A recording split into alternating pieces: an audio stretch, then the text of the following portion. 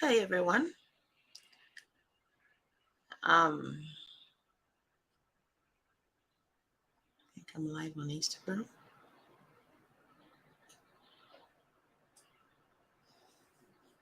Hi, Reddy. You're the first to join. Hi, ma'am, Dolphin.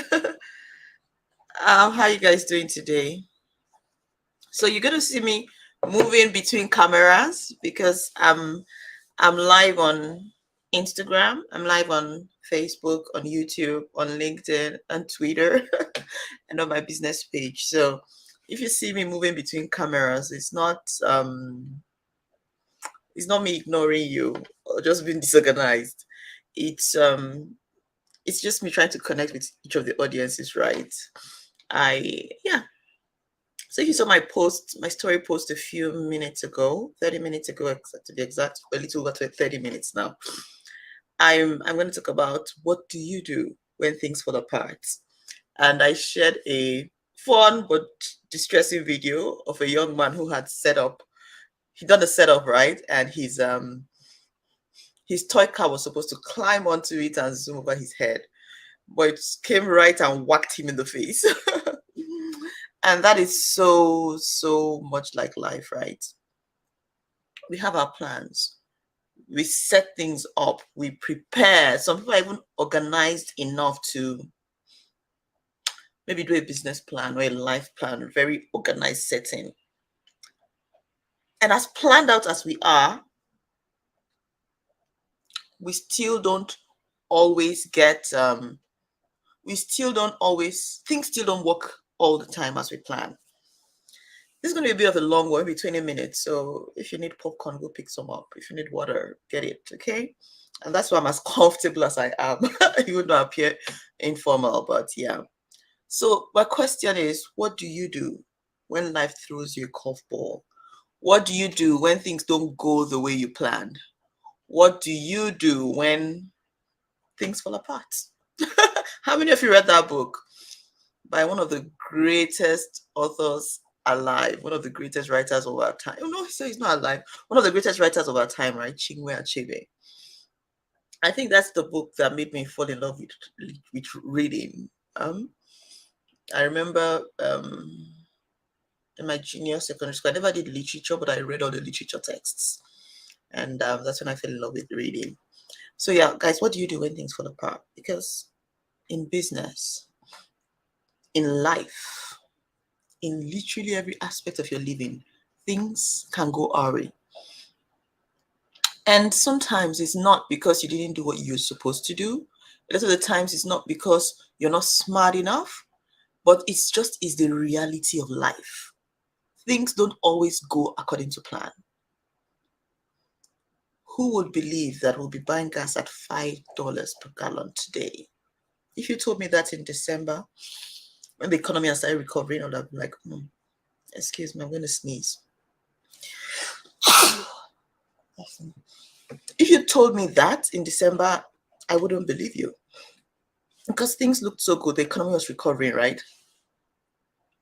But then we don't have the ability to see the future. You can predict, you can try to do your calculations, you can do your best to you know work in such a way that the economists do that, a lot of people do that. The indices based on this, based on what we can see, this is where we are going, but things can go awry. Life can just throw you a curveball. My question today is, what do you do when that happens? And if you're watching live, I'd like to see your comments. I'd like to learn from you. I'm not doing this because I have all the answers. I'm doing this because I have done my research. I have I have experienced things fall apart. I have seen things go awry, and I've bounced back. I have recovered in some areas. Other areas I'm still trying to, and I want to share.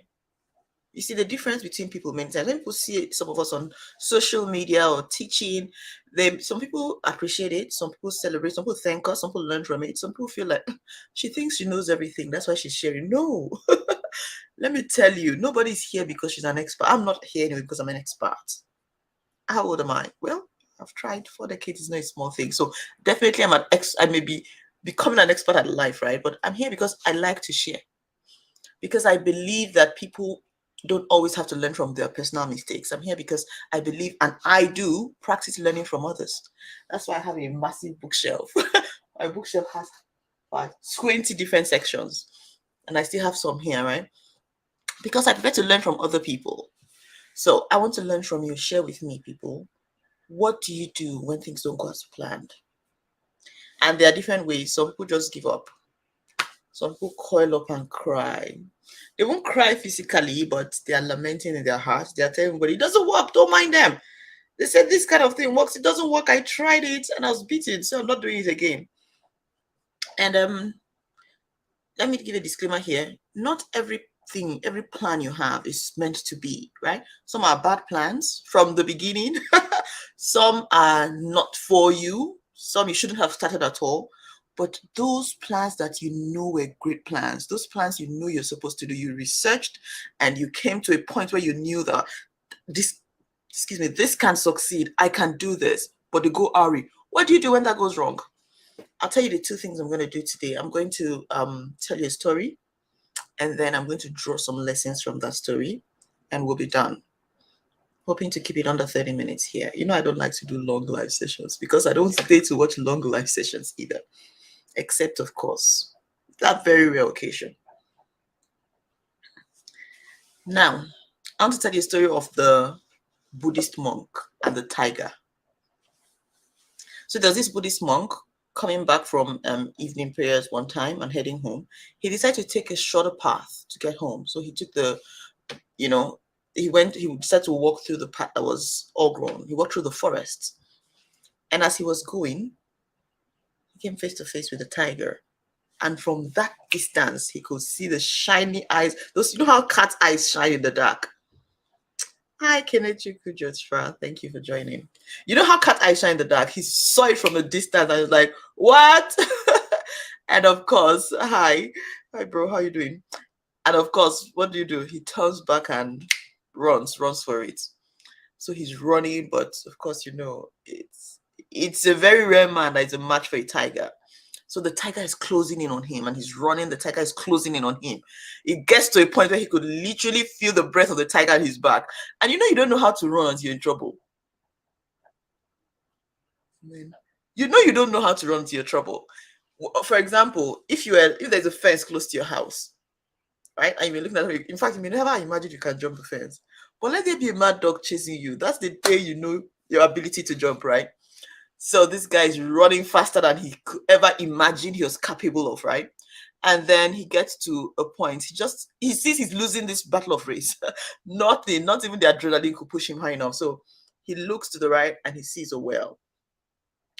And he remembers from past that well is not very... I'm David Obafemi. Thank you for joining. So I'm on StreamYard from LinkedIn, so I do not see exactly who joins. I can see people are watching, but I don't see exactly who joins. And I'm on LinkedIn, Facebook with StreamYard, so I can't see exactly. So David Obafemi, thank you for joining. That's especially for you. But on Instagram, I'm only on Instagram. Instagram is a very selfish platform. They don't want you connecting to any other thing to stream from them. So Instagram I can see, and I can see their chat. It's only when you type here that I can see that you're there. But on Instagram, I can see when you come on, I can see when you like whatever. And please let me say this: if you think this is of benefit to people, you can share with somebody, or you can share it on your stream, invite a friend to join, whatever. So back to our story. This guy is running. He sees he's losing this battle. So what does he do? He instantly you're funny. He remembers there's that well, and from passing that offer, he knows it's a dry well. He knows it's not very deep. He does know that if he drops into that well, he could just break his neck and die because it's quite some ways, but he knows he stands a chance. And he knows if this tiger gets him, because the tiger looks kind of hungry the way it attacked him, he had no chance. So what does he do? He decided to go for the well. So he goes into that. He realized that the tree is quite old. Hey, yeah, thank you for joining, guys. Thank you for joining. He realizes that it's better he takes his chance with the well, because he remembered that well has some trees growing out of it, right? And he could possibly land and maybe grasp for one of them. So he drops into the well, and lucky for him, at least one lucky thing happened that day. He was able to grab onto one of the branches. And the best part about grabbing onto one of the branches, because he grabbed to the branch, but he knows he cannot stay on there all night. He can't stay there for long. Because this crazy tiger comes and is looking down, looking down, scratching and trying to like, can I reach him, you know? So he knows this is not a long-term plan, but at least he's safe for a bit. So he decides, he's thinking, what do I do? Of course, he looks down and he hears a hissing sound. He hears a hissing sound like a snake. So he knows it's not safe down there. It's not safe up there. I'm stuck. And tell me, guys, have you ever been in that situation where it looks like everything is working against you? The economy, the weather, even friends and family you think you can count on, they're just not there for you at that time. Maybe in business or in life generally. Things like that happen. If you've lived long enough, it might have happened. If not, it is going to happen. I can give you that guarantee. I say to my children all the time, when they begin to grumble, I say, don't grumble, because life will not always give you what you want. Okay, so learn not to grumble. Learn to decide to take what you want. Okay, learn to pivot. Learn to find ways to get what you want, because life is not going to be at your beck and call, right? Right now, you may be a child and mommy and daddy are trying to do their best, but it's not always going to be that way. While he's thinking this, he begins to hear these chirp sounds. And on the branch he's holding on to, you see two mice. What are these rats doing? Rats, not mice, sorry. They're biting off the branch. They're chewing on the branch he's hanging on to. And that just lets him know that this is not a long-term plan. Of course, he's talking there and he doesn't know what to do. I'll finish the story and then, hey, bro, that's my big brother. Thank you. And then I'll pull out the lessons. Hi, Creative AY. So while he's hanging, while he's holding on and praying every prayer he knows to pray, like, oh my God, what's going to happen? He noticed something dropping on his shoulder and he looks that way and he sees that there's a honey comb up there. Very honey bees had, waxed honey and it was melting. And at this point, he was tired, he was famished. So the only thing he could think to do was move in that direction, open his mouth and let the honey fall. And you can imagine, you'd be wondering, right? Like, is he thinking, let me take my last meal, or what's going to inspire you to eat or to think of enjoying anything at that point in life? That's what he does. He's just sticking in the honey and wondering what next, where life is going to take him, thinking. And of course, you know that it's easy to tell the story in a few minutes, but the reality of it is not that easy. And then as he does that, while thinking that this determined tiger is still scratching. If you're from my place, you'll see the descendant tiger from the village. Because he just won't give up. He's still, reaching out, trying to do its best. And while that is happening, the tiger moves too close to the edge of the well and sleeps. Of course, down he goes, right down. He didn't get to grab onto anything. Crash! Breaks his neck. Boom, that tiger is gone. And as he's falling, he falls right directly on that poisonous snake that was hissing down there, crushes the snake, and boom, his two antagonists are gone in one snap. And then he manages with that, of course, with the energy from the honey, with that excited energy from having experienced the downfall of his nemesis, right? He's able to gradually crawl out, fingers bleeding, scratches, very worn. It's sometimes when you're in danger, you may not even know what happens until the danger seems to be gone. Then you now see all the, you begin to understand all the, what you went through. Then that's when he sees the injuries, but he manages to climb out and walk home.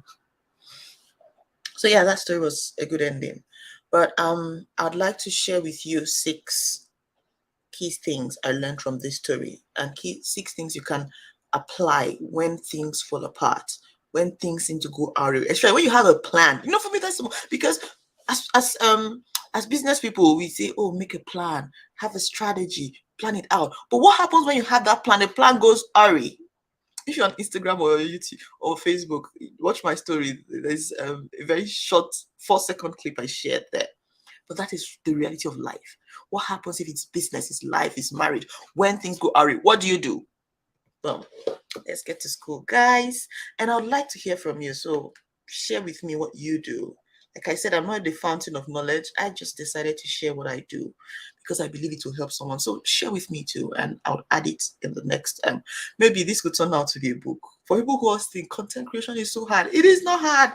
I can come here now and after doing this, maybe getting your additions, it could turn out to be a course, a book. It depends on demand, right? So this is what we do when we think of what to create content, courses and stuff like that. Mostly it's from feedback. So this is one of my feedback loops. So the first thing I want to say, which is not one of the 6, is this. Many times when we are in trouble, when things go wrong, when we are hit hard, when we are pressured to give up, it's not so much about the circumstances, right? It's not so much about the exact circumstances. Because when all these things happen, do you know why people commit suicide? Because they give up. They lose hope. They just feel there's no way out. There's no point to this. So many times, it's not the circumstances that make us that miserable, that leads us to want to give up. No. Many times, it is the way we perceive the circumstance. It's bad, given, especially if you're a business person and you put out all these plans, you invested all these funds, and then you got people pledging to make, and then it just doesn't, things are not falling in as they should be. It's terrible. But I can guarantee you guys, more important than the situation you're in, than that circumstance, it is your perception of the circumstance. And I'll tell you why as we go forward. No matter how bad it is, I tell you what is the situation is, right? No matter how bad the situation is, your response, your opinion, idea, your what's the word? English fails me. I wish I was doing this in a Idoma language. Then I would know better. I probably would. Your response, the way you're feeling, it has more to do with your perception of the circumstance. And if you've ever had perception of things, you know that many times you're wrong. Okay, so yeah. And I'll read a couple of things from my note directly because I just want to say it like it occurred to me and I was thinking about it. Many times in life, we have a slavish relationship to the environment. Okay? We have a slavish relationship to circumstances, to problems. Because the external circumstances are always out of our hands. So it's like, well, what can I do? You know, that's what generates pity party. It has happened again. They said I should try again. I tried again. This one said it worked for them. It's not working for me. What, you know? So a lot of the time, that is what happens. Because we become slaves. We believe we are slaves to the circumstance. Like, this is out of my hands. There's nothing I can do.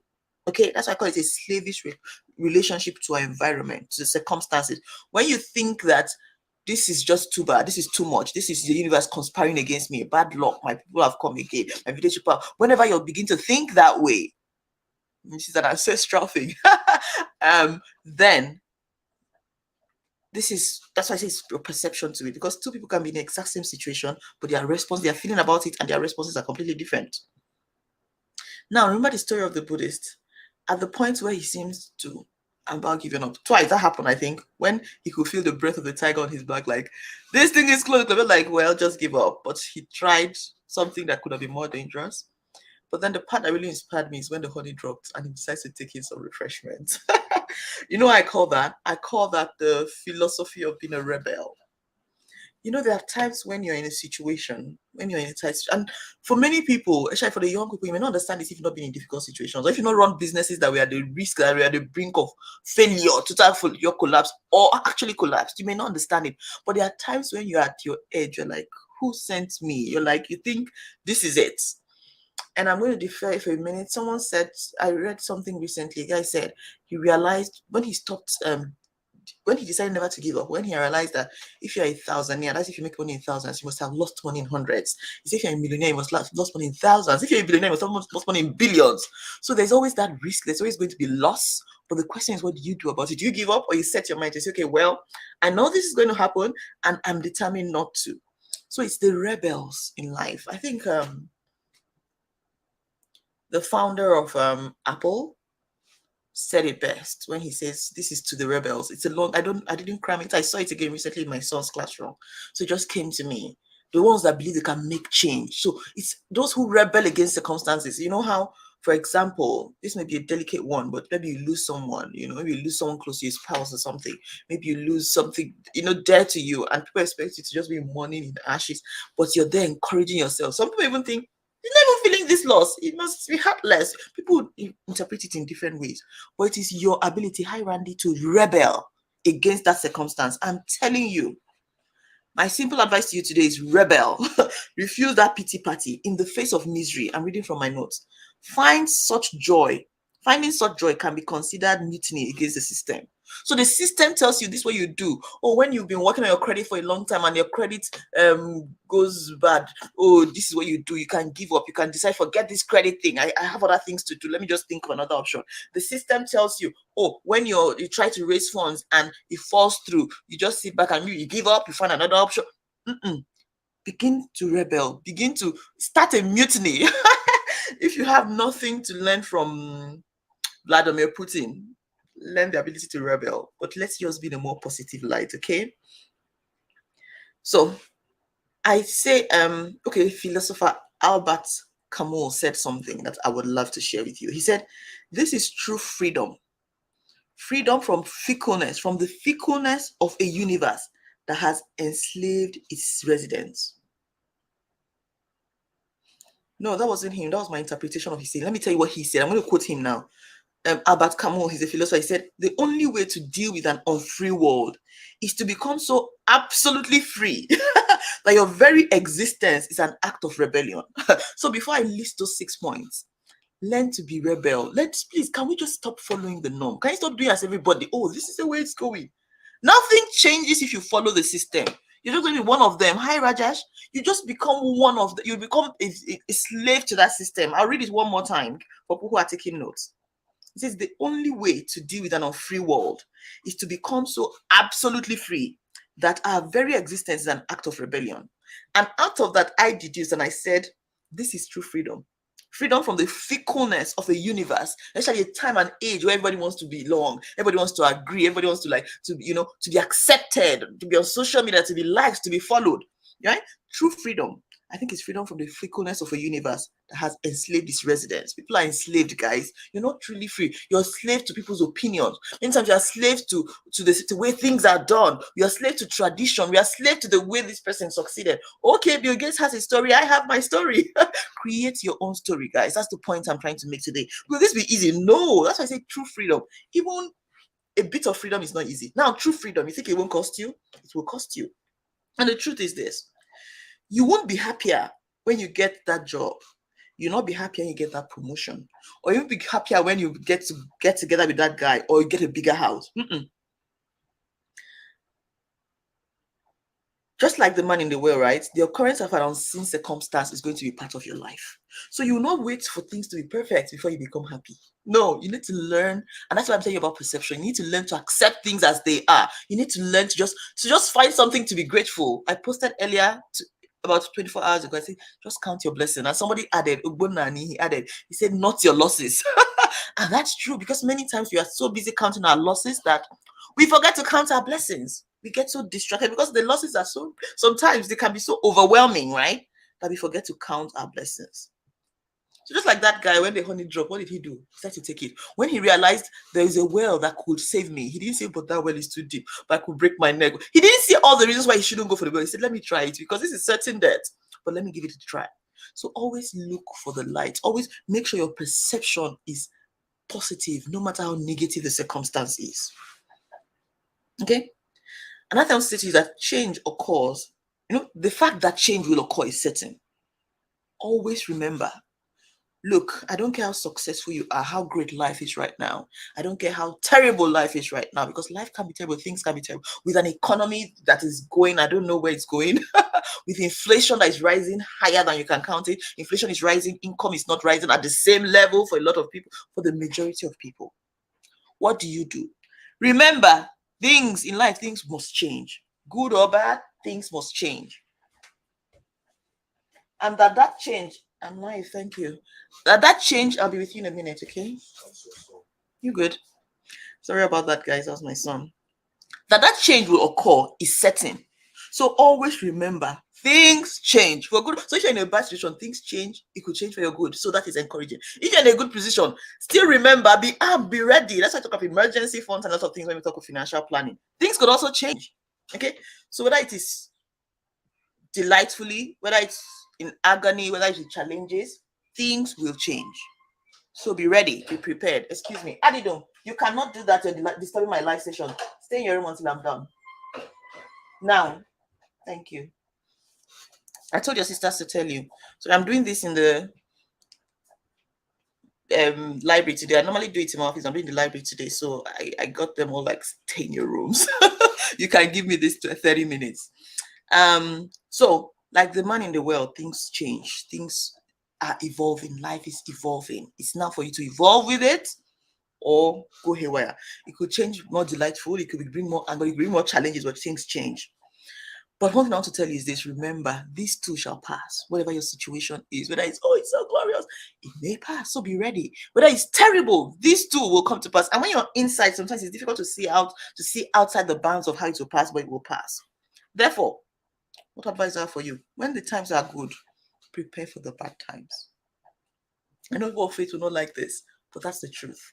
If you remember, if you're a person of faith, let me give you an example. When Joseph had that dream, what did he say to Pharaoh? He said there's going to be 7 years of surplus, right? What do? Store up. That's why I tell people when I counsel financial things, I say, look, emergency fund is in the Bible, it's biblical, it's scriptural. It's not because you're expecting evil. No, in this 7 years of plenty, prepare for the 7 years of very little. Okay. So when the times are good, prepare for the bad times. And when times are bad, be rest assured. I'm giving you this guarantee. It won't be possible, responsible. This too shall pass. It will not be forever. So another thing you need to notice is that our inability to foresee the future causes us to underestimate the power of change. Because especially we are right smack in the middle of that difficulty. Have you ever lost someone dear to you? Have you lost someone so close to you? Your heart is broken. You can't see outside it. I remember losing my father, and what I hated most was people telling me, it's okay, it's all right. It's not okay. Right now, it's not okay. Because I'm right smack down in the middle of the pain. It doesn't look okay. Have you ever written a professional exam and then you failed? And maybe it took you 6 months to prepare. What's okay? There's nothing okay about that. I'm not getting a refund for my money. But I tell you about a guy that failed the professional exam and changed his life. He wrote an architectural exam here in the US and he failed. And he went ahead to write an ebook. He eventually passed, but he didn't write an ebook about how he passed. He wrote an ebook about how he failed and why he failed. Pat Flynn. Today he's a multi-millionaire. He's a YouTube superstar, so you can check him out because he failed an exam. So yeah, the rest assured shall come to pass. And don't let your inability to foresee the future make you feel underestimate the power of change. Change is a reality, okay? So feeling stuck is your current reality. But please remember this: when the hard time comes, it will pass, okay? And many times what we perceive as our lives falling apart may actually be our lives falling into place. I just told you the story of Pat Flynn, right? He failed his architectural exam, very discouraging. In 2008, during the downturn in the economy in the US, he lost his job. All looks bad. But from those things, he has become a YouTube millionaire today. From creating content, from what appeared to be nothing but negative things that happened to him. And I know we all know those stories, so I'm not going to hinge on that too much. So back to the man in the well. I talked about the tiger fell forward, broke its neck, lands on the snake, gets it crushed, and the man climbs out. Philosopher Epictetus said something. He said, don't demand that things happen as you wish, but accept that they happen. Because they will happen. They do happen. But remember this, things will go well eventually. It's the eventual part that is hard, right? Hi, son. Okay, so pain is certain. Suffering is optional. So difficult things will happen. But suffering is a state of mind where you stay. I'm like, oh my God, the pain will happen to you, but you choose to stay in there and suffer. Remember this, guy. Pain is certain. Hi, Femi. Suffering, your attitude, what you accept, where you agree to drench yourself in that pain and settle down, and it is optional. Now, having said that, I'm going to give you now in the next 3 minutes 6 points that I think from my own experience, from my research, from reading people's lives, 6 steps I think you should take, the things to do, right? I said things to do. So this is not just about story, encouraging you, know. This is also to tell you things I do, things to do when things fall apart, things to do when your plans don't go as, when your plans don't go awry, when life throws you a curveball. What do you do? 1, take a step back. Ask yourself, what went wrong? Was it in the planning? Was it in the activity? Maybe I shouldn't even have gone into this at all. What went wrong? Where did I go wrong? Ask yourself that question. And I could build up on this for a long time, but I said 30 minutes, and we are already at 30 minutes back. So I want to draw it to a close. Especially for business people or life. These principles also apply to life, so it's not just about business. 2, it's time to let go of everything that you cannot change. Many times people suffer. That's why I say pain is certain. In life, in business, in whatever you're doing, pain is certain, it's going to happen, but suffering is optional. You know, when you suffer is when you dwell on the negativity, when you dwell on the impact, when you dwell on the mistake. I shouldn't have, I couldn't have, I shouldn't have. I mean, have you been duped? Have you lost money? Have you? All of those things has happened to a ton of business people. Happened to me. Have you failed something? Yeah. I acknowledge the pain, but I refuse to suffer by drenching myself in it, by regretting and biting my finger. No. So what do? Let go of everything you can't control. So that's why I said find out what went wrong. Where did you go wrong? And then focus on those things. Was it your fault? Was it a step you took, something you didn't do? Find out what it is. And then out of finding out what it is, pull out what is within your control. The rest, let go of it and move forward. 3, ask yourself. I think that is still 2. Okay, in order to do 2 consecutively, I'm looking at my notes. Hi, Olate. Thank you for joining. In order to do number 2 consecutively and know what to do after that, right? What to let go of, you need to ask this question. Where do I have impact? Where do I have influence? What can I control? Those are the 3 questions you ask yourself to be successful at step 2. Where do I have impact? Where do I have influence? What can I control? Step 4, set aside serious committed time for thinking. Take half a day. Take 2 full hours. And it doesn't have to be consistent. You can take a break. You need to begin to think. Don't just look. When I say thinking is work. I'm going to share. I think I'll ask my team to try to share it on the Instagram tomorrow and Facebook and maybe LinkedIn and Twitter, everywhere. I'm going to have them post this across platforms that I'm on. I did something maybe years ago, maybe 8 years ago, on thinking, the pattern of thinking, right? And I'm going to share it there because I don't have the time. Like I said, we're out of time here. Don't just look for the first right answer.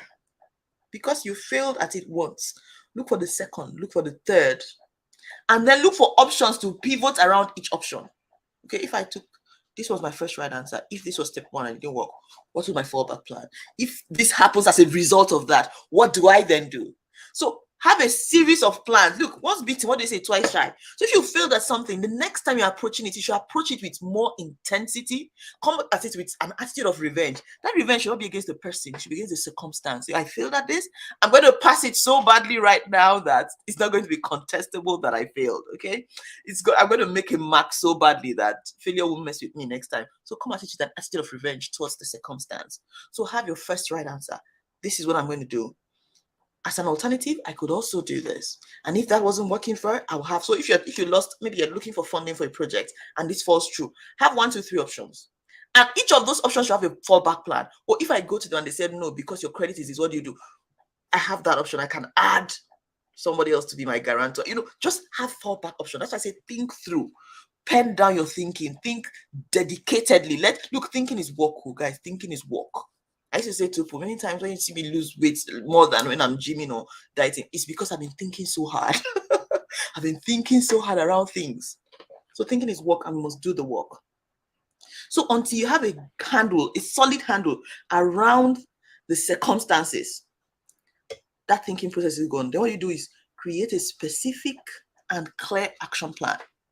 This is what we do. If not, this specific clear action plan, and all of those things are listed will be part of it. First plan, a fallback plan, all of those things, clear and specific. If the first one that fails clear and specific, then this one should be even more clear and specific, right?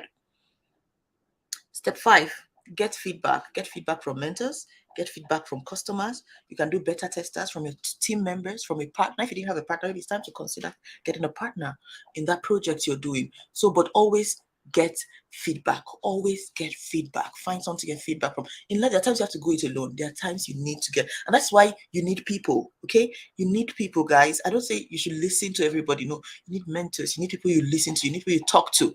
That's why you see in Africa we don't have a habit of using coaches because everybody's like a coach, but you need to have someone you listen to, someone that can come from a different perspective, not always someone that is a competitor, your peer, because let me just say, not everybody wish you well. Some people feel you're in competition with you, so they may not give it, or they don't even have the ability to think it through. So sometimes you do need a mentor, you do need a coach, you do need someone you can speak to.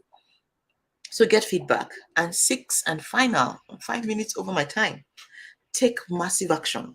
Massive action in the new direction. Okay, it's time to punish that failure. Go at it massively, go at it dedicatedly. Don't just fail back. As long as you've gone through all these steps, you've reviewed yourself, you know you're on the right track, you've seen where you made the mistakes, you've thought through, you've set things in place, you're focused on the things that you have impact and influence over. Take massive action. Go after it with a vengeance.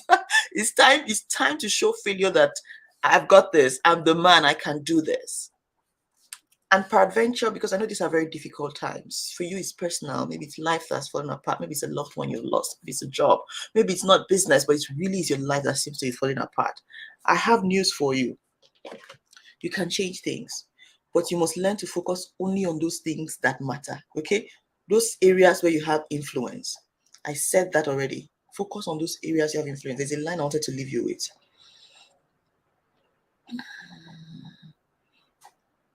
Where is it? Of course, I said these two shall come to pass. That's not okay. Pain is certain. Suffering is optional. Pain is when that circumstance happens. Suffering is when you dwell in it, when you lavish, when you soak yourself in it, when you think about things that are out of your control, you suffer. Pain is certain. That pain happened. You lost that business opportunity. You lost that money. That is certain. But where do you go from there? Find the areas you have impact, you have influence, things you can change, you can control, and move forward. Pain is certain. But that suffering you're going through is optional. So make the right choice today. Thank you, people, for joining. I'm going to bring this to a close. Share with me what your thoughts are. Do you agree? Do you disagree? Do you have other things you want to share with me? Because I'm on a learning journey and I want to learn. Thanks, guys, and do have a fantastic evening. Bye for now.